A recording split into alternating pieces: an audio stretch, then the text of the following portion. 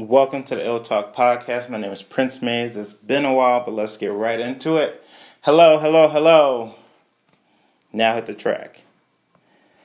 So this episode is going to talk about, J. Cole's he is the backing music to this right now. Dollar in the Dream 3 is playing the intro for his debut album. It's not quite the exact intro. He has a song called The Intro up there, but those don't count. This was released in 2011. J. Cole has shifted his position in the game quite a bit. At this point in time, he was an up-and-coming rapper who was signed to Jay-Z, the only rapper signed to Jay-Z, which is a big deal in and of itself. But he didn't rely on that, and I admire that about him. It's respectable. It's respectable. To see where he was then to where he is now, it's reassuring that nearly 10 years or at least 5 years of consistent, great, hard work will pay off. 2011, I wouldn't have thought I would like Cole as much as I do. The summer after this came out, I believe this came in 2011. I remember either that first summer or whatever. I listened to Nobody's Perfect the majority of my consumption. I'm the type of person that will listen to one thing over and over and over again. I don't like to consume music and just move on. I'm the type of person that likes to internalize it and see what it means to me, see what it could mean for others. Just truly dissect things. I like to live with things. That I don't believe you can be a person that truly appreciates music if you don't live with it. And to be very honest, I know I've taken a break from podcasting and content creating, a very big break, all of 2019 pretty much. And the thought pops in my head once in a while, not often, did I blow my shot? And I don't think so. At the time I did illTalk, I was doing illTalk, never prayed once over, never thought about, never talked to God, never did things with him. It was just me. It was all for vanity. And I've had revelations within myself. And now I feel like that year off was good for me to overcome situations and to truly be who I am and make content the way it should be made, how I feel like it should be made. And it's very much so appreciated for me. I don't feel like I blew my shot. I think I would have blown my shot had I not taken a year off. I could be bigger than what I am now, but I'm okay with that. I'll let chasing numbers and stats for other people. That ain't for me. What I'm here to do is I'm here to change the course of lives. I've grown a lot, and I will continue to grow, and I hope what I do here will help you grow. And why not Cole? Cole is my favorite of this generation. There's no doubt about it. Do I think he's the best? We'll talk about that in another series. But he's my favorite. And the reason why he's my favorite is he's relatable. I've never been a super popular guy like Drake. I've never been a gangbanger like Kendrick. I've never screamed a lot like Meek. And I feel like I just have listened and gravitated to his music more than the other two, Wale and Big Sean. Those are who I think are the biggest artists, the best of this era. And Cole is he's consistent, man. He's consistent. And that's something that I've never been good at. I've said the only thing consistent about me is inconsistency. But I'm at a point in life where I'm working on that. And I'm not going to get that overnight. I'm not going to get that in a year. I think in a decade I'll be as consistent as I want to be, and where I want to be is more than what I need to be. You understand? So, that's what I'm going for, and I think Cole and Dollar in the Dream is where I was at the start of 2018, and I feel like I'm closer to that than anything else. But now we're about to jump into the next song, which is Illuminati from his sophomore project, Born Sinner. this is his second most underrated project to me. For me, like how I rank them or how I have ranked them, definitely it's next to the bottom. Definitely. Um, and that could be because She Knows played the entire every time I was for my freshman year. Every time I turned on the music station, the video station, that's it was on. It was on. It got old to me. But I like how he talks about navigating life in this way. After putting out a great first project as the Sideline Story, he comes back with this. This is the first track off of Born Center. And he's talking about himself and how he's grown as a child, looking back further, you know what I'm saying? And I think reflection is super important. Super important. If you don't reflect on what you're doing or what you have done or where you've been or what causes you pain or what causes you joy, you're just going to fumble more easily. No matter how on top of life you are, which is tough to be because life's unpredictable, you will fumble, you'll stumble, you'll get hurt, and you'll have to grow from it. I feel like this album is where we truly see Cole becoming... It's like the start of what he is today. His first album was a great album, but a lot of those projects are just like radio hits, and I think that was a lot of his issues. There's a single off this album, "Let Nas Down." Particularly, I like the remix, but you can see this is where he was really in his bag. The first album was more like radio single.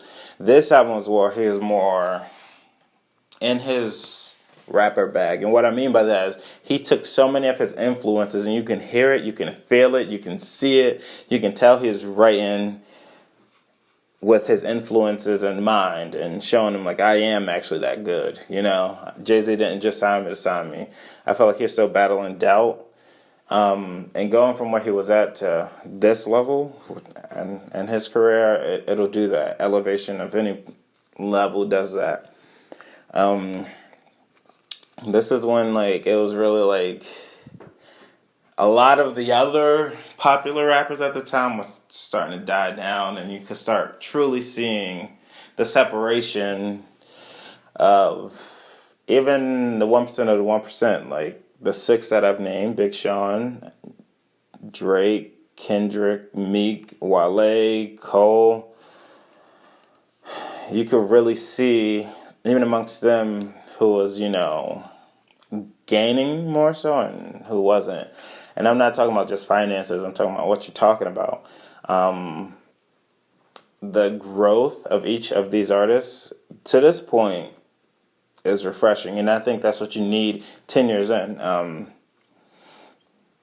But I think Cole has always made it seem so relatable, more so than everybody else. For an average lifestyle college kid, like he's like I didn't graduate from college, but I was in college for a few years, and it's just crazy to see him navigate not just creating music, but his execution while doing so.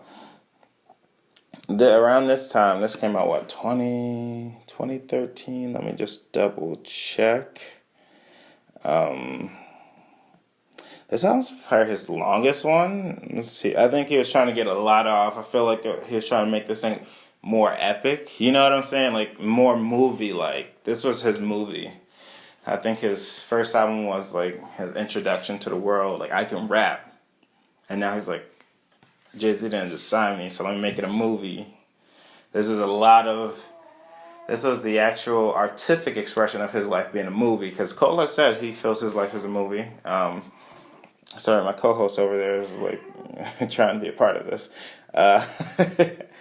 But there's a lot of political, racial, a lot of tension in this album. He focused a lot on not just himself, but the community that not just bred him, but the life that we know. And Cole, it's hard to see if he beats you over the head or not. maybe he's so good at beating you over the head with that you don't realize. And now the next song is coming on. That's January 28th. The first song off of his following project, 2014 Forest Hills Drive. His previous work came out in 2013, Born Center. This came out in 2014, 2014 Forest Hill Drive, Cole. For me, it's his best work. No, wait, let me correct that. It's his most important work. It's the best album, the most important album of this era. He has that, in my opinion. No other artist, not the Cole, not the Kendricks, and his phenomenal attempts. Not the Drakes, not the Meek Mills, not the Big Sean's, not the Wale's. This album, I'm gonna show the camera. This album, I don't know if you can see it, is truly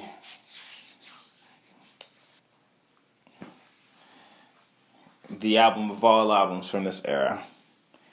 He is on everything. And this is probably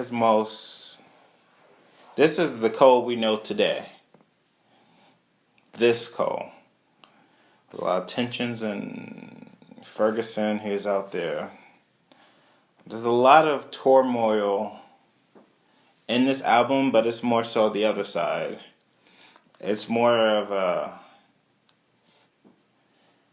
it's like once you've gone through trials and you've come out of it, and you're more yourself, and you're like, this is who I am. You're not ashamed of it. You're not running from it. And you're like, this is me. I don't care what the world has to say or do about this. Is me. This is that Cole. This is super mature for an already mature individual. I feel like people take for granted when mature people mature. And this is truly appreciated. This is my favorite album from this era. Front to back to front. Like, nothing else compares.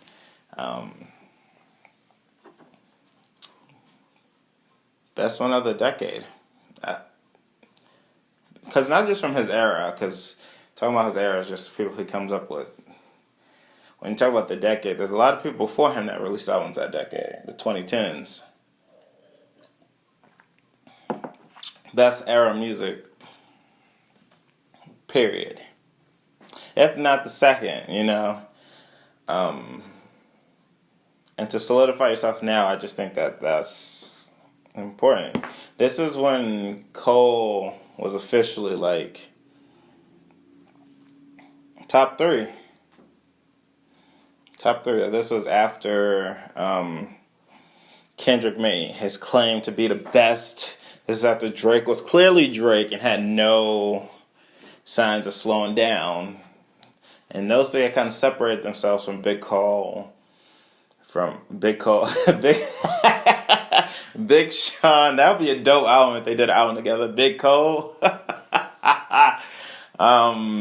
Big Sean, and Meek Mill and Wale. This is when they became who they are in their positions in the game. This is like the 1% of the 1% of the 1%, I love that album. January 20th. That's a great start. Now it's switching to For Whom the Bell Tolls. For Your Eyes Only. Ironically, this album would always be ranked the bottom of the bottom, or has been ranked the bottom of the bottom for me in Cole's discography. I didn't like when it came out. There was like one song I liked, and it was because it made me sad. But on some time away from it, from distance away from this album, it's very good. It's very good. He talks about a lot. This was after he was like, this is who I am, I'm comfortable who I am. 2014 Forest Hill Drive, reflecting on his past, and also looking towards the future, and this is not just where I'm at, this is where I'm going. I'm still dealing with stuff. Just because you overcome trials doesn't mean things aren't cyclical, And this track specifically talks about the limbo of life that we sometimes get in when we just don't know what we want. When I don't know, I want to live, I don't want to die, I don't know. And that happens being a human being because you look around at other people, you start comparing, or you just not where you're at, where you want to be, or there's so many reasons why and possibilities why you just get into that limbo state when you're just like the good and bad becomes gray. And just like when it was gray, you're just like it's so dull, Those are probably some of the scariest times when you just don't know. When you're indecisive on life, it's chilling. That highly slept on by non-Cole fans. Even by Cole fans.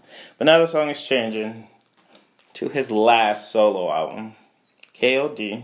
The single KOD. I like this. I'll take a second to listen.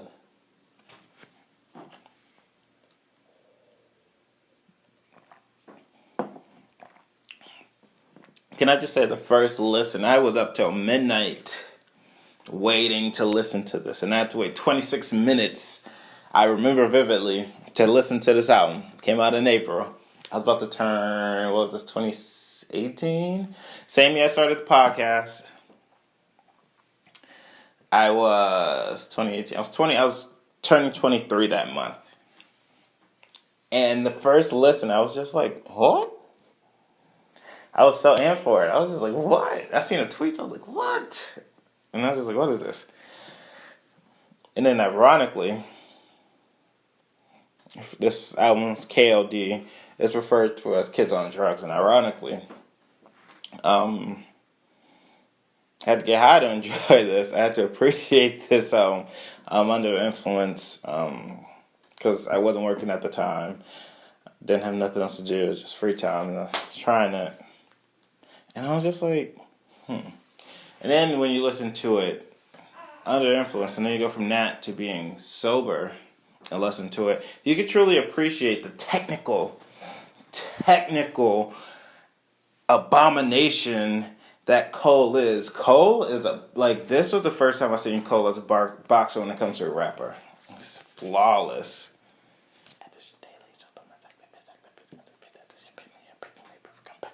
If practice make perfect on practices. Bar.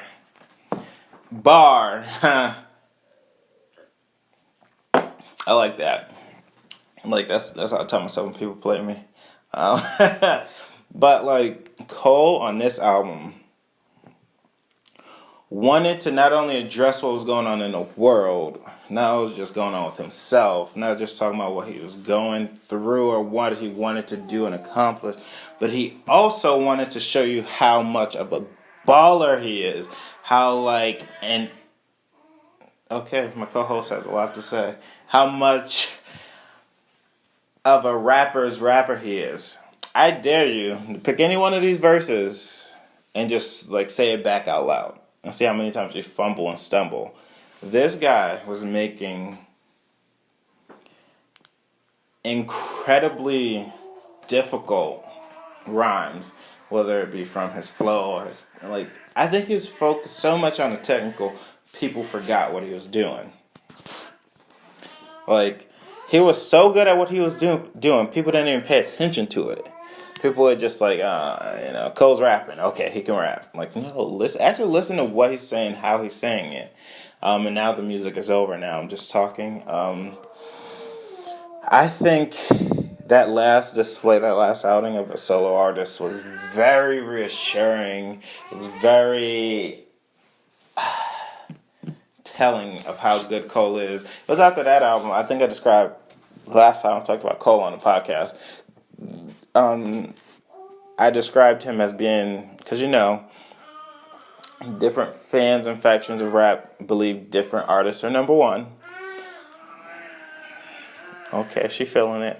And and for the fans that believe that like Andre 3000 is the best, the rapper, not saying he thinks of J. Cole, but like the figure he has is like J. Cole. Like it's like when think of like a creative player. If Andre 3000 could create a creative player that was a rapper, it would be a lot like KOD Cole.